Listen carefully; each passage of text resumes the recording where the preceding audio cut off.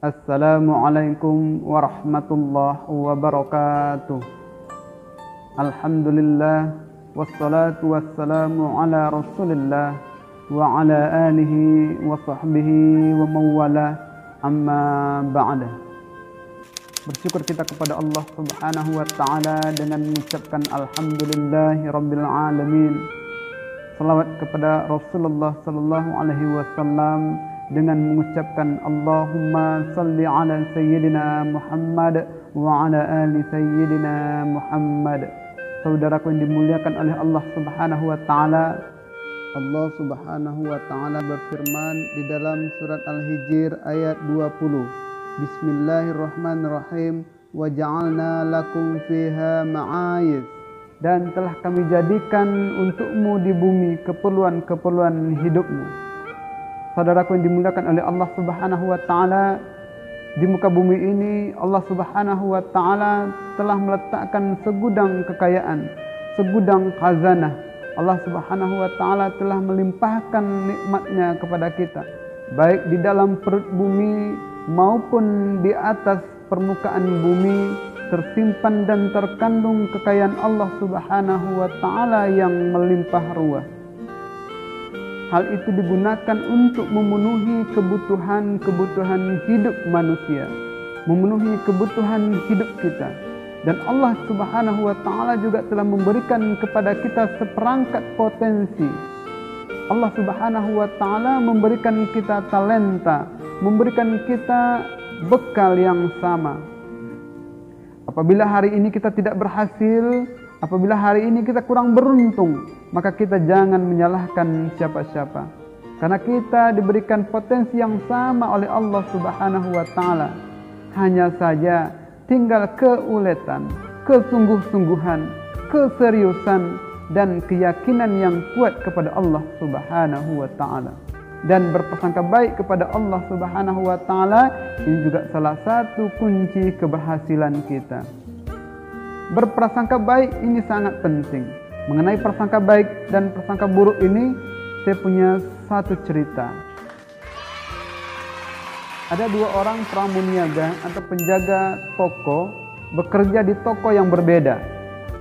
Dan dua orang ini memiliki sifat yang juga berbeda. Penjaga toko A, katakanlah nama Ayu, nama samarannya, ini memiliki sifat prasangka buruk. Sedangkan di toko satunya, katakanlah toko B, kita kasih nama sebagai nama samarannya, namanya si Betty. Ya, si Betty ini punya prasangka baik. Ya, yang A bernama Ayu, yang nama samarannya memiliki prasangka buruk, dan si B memiliki prasangka yang baik. Pada suatu hari ada seorang ibu-ibu ingin membeli pakaian di toko A. Ketika ibu-ibu ini sedang parkir di depan tokonya, maka si Ayu ini berprasangka buruk dengan ibu-ibu yang mau membeli. Apa katanya? Ini ibu-ibu paling-paling cuma nanya, paling-paling cuma tanya sebentar setelah dia pergi. Tak ubah seperti pelanggan-pelanggan yang lainnya. Nah, dari awal sudah memiliki prasangka buruk. Maka ketika ibu ini mendekat, dia pun senyumnya tidak ikhlas. Dia layan dengan cuek. Ya, ketika ditanya, ini berapa harganya, Dek? Dia bilang, itu harganya 30, Bu. Yang ini 100. Nah, yang ini 50. Dia melayaninya dengan cuek, tidak sepenuh hati. Sehingga ibu ini tadi yang awalnya mau membeli baju, tak jadi membeli. Karena apa? Terkesan dengan layanan yang tidak ramah, layanan yang cuek. Karena apa? Dilandasi dengan berprasangka buruk. Sehingga dengan layanan yang tidak bagus, akhirnya si ibu-ibu ini tidak jadi membeli. Ketika ibu ini keluar, ya udah, Dek, kakak keluar dulu, kakak cari di tempat lain. Maka dalam hati si penjaga toko ini tadi, penjaga toko A ini, dia mengatakan, kan betul prasangka saya. Dari awal saya udah sangka ibu ini cuma mau nanya-nanya saja. Ibu ini berniat untuk pulang karena keinginannya tidak tercapai. Namun sebelum pulang, sang ibu ini melirik ke toko sebelahnya, ke toko B. Maka penjaga toko B ini memiliki sifat yang lain daripada penjaga toko A, yaitu memiliki prasangka baik. Kemudian si Betty ini atau si penjaga toko B melemparkan senyuman yang ikhlas kepada seorang ibu yang hendak pulang tadi. Maka melihat senyuman yang ikhlas sang ibu ini tadi, oh jangan-jangan di toko B ada baju yang bisa saya beli sesuai dengan yang ingin saya beli. Maka ibu ini tidak jadi pulang, dia mampir dulu ke toko B. Nah, ketika udah mendekat ke toko B, si penjaga toko ini yang memiliki prasangka baik, dia langsung bergumam di dalam hatinya, ini ibu pasti mau membeli. Ini ibu ini pasti membeli sesuatu di toko saya. Maka sang penjaga toko ini melayani ibu ini dengan baik, melayani ibu ini dengan ramah. Ketika ditanya ini berapa harganya, oh yang itu bu harganya 30, tapi kalau ibu mau bisa kurang. Nah kalau yang ini, oh yang ini harga 50, ya, tapi ini bu ada warnanya banyak, ini pilihannya banyak, ukurannya banyak, ibu tinggal pilih, tinggal sebut.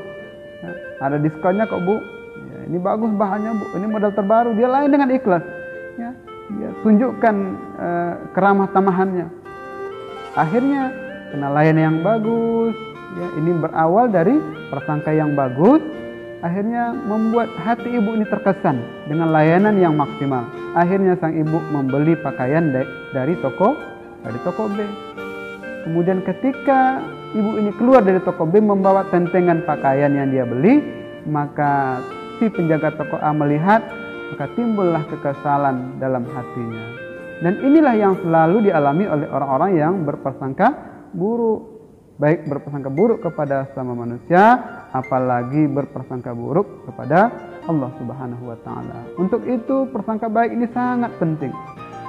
Jadi untuk berhasil bukan hanya membutuhkan talenta, tidak hanya membutuhkan potensi, membutuhkan ijazah, kemauan, keuletan, keseriusan, tapi prasangka baik kepada Allah, prasangka baik kepada orang-orang yang ada di sekitar kita, ini sangat membantu akan kesuksesan kita.